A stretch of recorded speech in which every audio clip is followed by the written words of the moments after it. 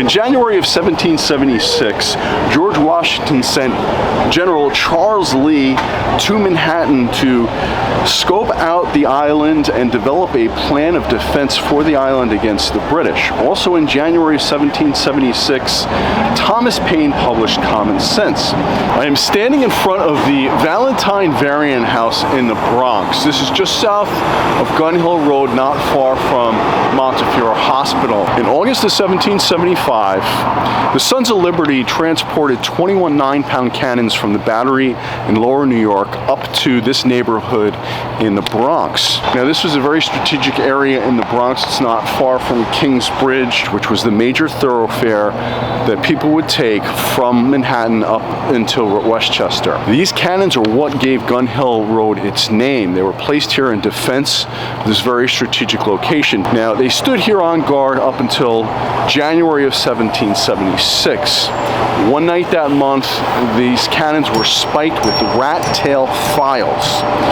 The next day, a number of people were arrested, including Isaac Valentine, who built this house. There was also Joshua, Joseph, and Isaac Gedney. Now, those three men would be founding members of Westchester Lodge 46. John Fowler was also arrested. He was the tavern keeper at the Farmer's Tavern in the Bowery, New York. Fowler pointed the finger at William Lonsberry. Now, William Lonsberry was a well-known Tory or Loyalist who lived in Mamaroneck, New York. They were all arrested, and ironically, William Lonsberry escaped. The rest have said to have withstood great hardships and cruelty in their captivity. Now, the person who was running the Committee of Safety was none other than Son of Liberty Alexander McDougall. So if you've been following this series and you're a member of Huguenot Lodge or Westchester Lodge 46, and you were hoping to have all patriots and you've been sorely disappointed that most of our connections seem to be to the loyalist side, well, that's about to shift 180 degrees. So I am standing in front of the grave of Benjamin Drake. Now, Benjamin Drake was a founding member of Westchester Lodge. He was also a founding member of Cortland Lodge number 34, so he may be indeed the first Mason in Westchester County who had dual memberships in two different lodges. Benjamin Drake and his brother Colonel Joseph Drake both served for the Continentals, but more importantly, they were members of the First Provisional Congress, and this was appointed in 1775. Also members of this Congress from Westchester County was Stephen Ward, the town supervisor of Eastchester, also the father of our first junior deacon, Richard Ward, as well as Abraham Guion. Now, Abraham was the father of Fred Guion, also another founding member of Westchester Lodge 46. Now, it gets even more interesting because the head of this Provisional Congress in Albany were Leonard Gainsfort, the brother of Peter Gainsfort, who we met in episode 3, Siege Warfare, as he was in charge of Fort Stanwix during the siege of Bury St. Ledger. Also in charge of Albany was Pierre Van Cortlandt. He was also a founding member of Cortland Lodge 34. So Pierre Van Cortlandt and Benjamin Drake were both founding members of Cortland Lodge 34, and Leonard Gainsfort and his brother Peter were both members of Union Lodge number 1. We are back at St. Paul's National Historic Site in Mount Vernon. We are in the graveyard and we're standing in front of the Fowler family plot. Buried here is Theodosius Fowler. Now, Theodosius Fowler was one of the leading patriots in Westchester County, and he was the son of Judge Jonathan Fowler. Yes, the same Judge Jonathan Fowler who was arrested with Samuel Seabury and Mayor Lord Underhill. Now, Lord Underhill and Judge Jonathan Fowler had signed statements recanting their support for the British Crown. I believe it was in 1775. However, he remained a staunch loyalist, and he fled the United States after the American Revolution, and he went to Nova Scotia. His son Theodosius Fowler was, by contrast, an ardent patriot, and he became one of the leading patriots from Westchester County. He fought at the Battle of Brooklyn, he fought at the Battle of White Plains, he fought at the Battle of Monmouth, he fought at the battle all the way to Battle of Yorktown. So He was there throughout the war. He started his career in the 1st New York Regiment of the Line under the command of General Alexander McDougall. Yes, the same Alexander McDougall who was the son of liberty. And he started that career as an ensign, and he rose to the rank of captain. So obviously had a very successful military career. Now his brother Alexander Fowler was a founding member of Westchester Lodge 46. There were 3 other Fowlers who were founding members. There was a Barnabas Fowler and a Nathaniel Fowler, as well as a Philemon Fowler. And the latter we will talk about in future episodes. We do not know much about either Barnabas or Nathaniel Fowler. So if you know anything about these 2 gentlemen, please make a comment below. We'd love to learn more. George Washington had a stunning victory in Boston. He had sent the cannons that Henry Knox had brought from Fort Ticonderoga, as well as many defensive structures, up to the top of Dorchester Heights, which overlooked the city of Boston. Upon waking that morning, the British leadership saw that Dorchester Heights had been thusly fortified, and it was amazing to them. They could not believe that so much work would have been done in such a short period of time. They realized that their position in Boston was untenable. They fled the city and they headed to Halifax, Nova Scotia. It was in 1775 that Lord Germain was appointed the Secretary of State for the American Department. That made him ultimately responsible for British strategy. Now, Lord Germain was also a Masonic brother. He was actually the Grand Master of Ireland in 1751. So we've all heard of the Boston Tea Party. There was also a New York Tea Party. There were tea parties in a lot of cities. Now, we've been told that it was because of taxes on tea. That's not quite correct. The tea parties were more because Britain had given the East India Company a de facto monopoly on the tea business so they could collect taxes on tea. It's a little bit confusing, but it wasn't really about taxes. It was more about corruption. The British Empire was an empire built on commerce. You had the East India Company that would transport tea from India throughout the world. And New York was a very important link in that chain. And because of that, there was a high percentage of merchants in New York that were Tories. Commerce was key for them, and they saw the British Empire as an integral part of their lives. George Washington, after his decisive victory in Boston, would march with his troops from Boston to New York, anticipating that this would be the next point where Britain would attack. These were farm boys. They tilled the earth for a living. They took up muskets and fired upon the most powerful nation of the world at the time, all for the control of the waters around New York. And the world they knew prior to 1775 would vanish in the air. British fleet started arriving here in June of that year, and it was to be the largest invasion force ever seen in the world, and it would remain so up until June of 1944 with the D-Day landings. I'm standing in front of Castle Clinton in Lower Manhattan in Battery Park. This was actually built during the War of 1812, and it is named for a brother DeWitt Clinton, who was governor of the state of New York. He was also a Grand Master for Masons in the state of New York. This building was not here during the American Revolution. However, there were cannons here of the Continental Army as George Washington set to defend this island and Long Island from the British invasion. We are in City Hall Park in Lower Manhattan. On July 9th, 1776, George Washington would recite the Declaration of Independence just 5 days after it was signed in Philadelphia, Pennsylvania.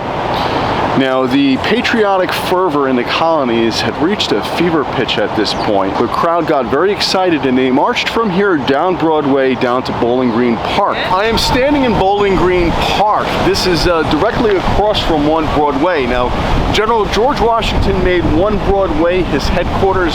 Back then there was a mansion that stood there. In Bowling Green Park there was a statue of King George III.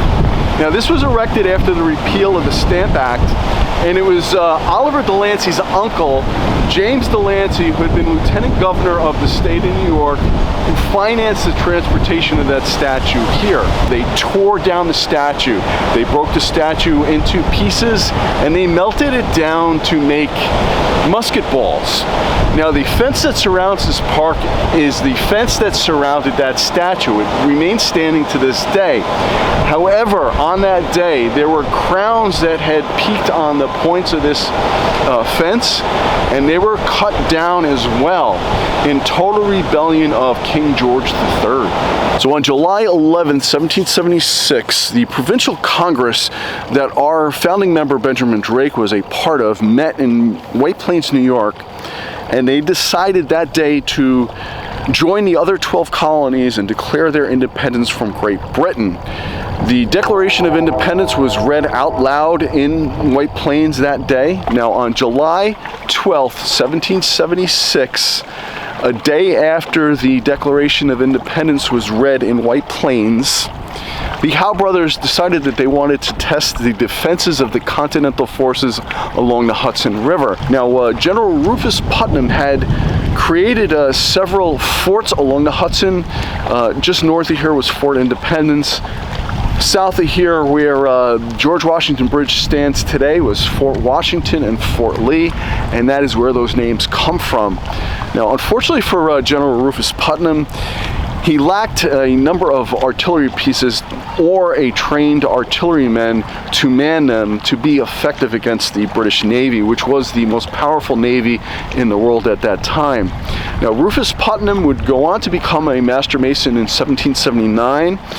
And after the war, he would become the first Grand Master Mason in the state of Ohio. So as the HMS Rose and HMS Phoenix sailed up the Hudson River through the Tappan Sea section, right where Tarrytown is now, a John Odell saw the ships and he got incensed, and he went out and he joined the militia in Westchester County. Now, this would be a bad move for the British, because John Odell would play a major role in the American Revolution, and he will be a part of our story because he is connected to one of the founding members of Westchester Lodge 46. In August of 1776, the British invaded Long Island, specifically Brooklyn, New York. Now, I'm standing in front of the old stone house in Brooklyn, which is about a mile south of the Barclays Center. This is actually a recreation of the house that stood here during that battle. Now, something pretty incredible happened here in August of 1776. This is one of the most important historic sites in the United States, if not the most important, because without what these gentlemen did here in 1776, we would not have had a country. George Washington's troops would have been overrun and taken prisoner, and that would have been the end of the American Revolution. The British had invaded Long Island, or more specifically Brooklyn, with 20,000 troops. Now, George Washington had split his forces between Manhattan and Brooklyn because he was not exactly sure as to where they were going to land. And the troops here were overwhelmed by those 20,000. So the American forces were forced to retreat back to Manhattan. Now, if it wasn't for the Maryland 400, or the Immortal 400, who were given the order to fix bayonets and charge this fortified British position, the British actually had 2 cannons, and they were firing canister shot, which is effectively a very large shotgun, and it would just wipe out troops. There were about 2,000 British troops here standing guard. They did this to buy George Washington and his troops time to cross the East River and get back to Manhattan. Now, 256 of those Maryland troops died at this site, and it is said to be the most important hour in the history of liberty for the United States, the sacrifice that these men gave. Now, it is also said that Statue of Liberty's gaze was purposely set upon this site in remembrance of the events that happened here. The troops were led by Mordecai Gist. Now, Mordecai Gist was a major, and he was also a Masonic brother. So in command of Mordecai Gist that day that the Maryland 400 charged so bravely into the British was none other than William Alexander, or Lord Stirling, which is what he is better known for. He took that name because he believed he was the descendant of William Alexander, the first Lord Stirling, who, if you're a big fan of The Curse of Oak Island, you may recognize his name. He was the Scotsman who was granted Nova Scotia by the British Crown, along with most of what is now the North American continent, even extending down as far as Long Island, New York. The British Empire would not recognize Lord Stirling's royal ancestry. Apparently the Scottish did, but the British were in really control of that whole royal charters and etc., and they probably did not want to give up the land. Now this led to a deep-seated hatred that William Alexander had toward the British, and during that time when the Immortal 400 were charging the British, right at the end, William Alexander knew he had a choice of either being killed or captured, but he had vowed to never be captured by the British because of his hatred for them was so great over this whole issue of him not being officially labeled a royal. So he tucked down and he ran through the British lines, which must have been like a big red brick wall. If you can imagine the ending play of a football game where they crouch down and going through the line. This was William Alexander, and his whole goal was to run and surrender to the Hessians, and that is something he did. Now George Washington actually witnessed this and was incredibly impressed by William Alexander, and from that point on, he was taken captive, but he was released in a prisoner exchange. George Washington had tremendous faith in him, and he put him in charge of the Continental Army for several months when George Washington went to Continental Congress, and also when George Washington went down south, he placed William Alexander in charge of the troops in the Northern Theater. I suggest you look into William Alexander and the Curse of Oak Island. It's quite an interesting story because it's believed that they had the first Masonic meeting in the continent of North America up there. This is the monument to the Immortal 400 in Prospect Park. On the side of this monument is a quote from George Washington. He reportedly stated this when he was witnessing the events unfolding at that stone house. "Good God, what brave fellows I must this day lose." After the war, Mordecai Gist would become the Grand Master Mason in South Carolina. And in 1791, brother George Washington would visit the Grand Lodge of South Carolina and Mordecai Gist. As the Maryland 400 delayed the British from attacking the Continental Army, allowing them to escape, they escaped across the East River. Now this river is difficult to navigate on a good day just because of all the cross currents that run through it. They did this in the middle of the night during a very foggy storm. So the troops that were transporting them were very able seamen. They were the Marblehead, Massachusetts troops under the command of John Glover.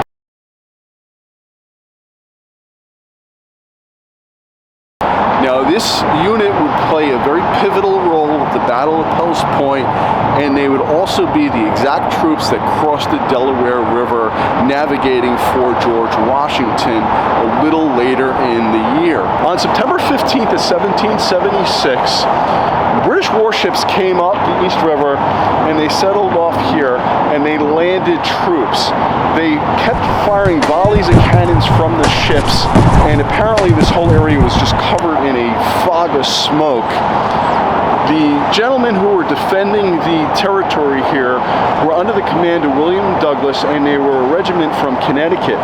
They fled the scene, and who could blame them, because the force of the British was overwhelming, as was the artillery barrage. George Washington saw them during the retreat, and he ran around on his horseback, flogging them, yelling at them for being cowards.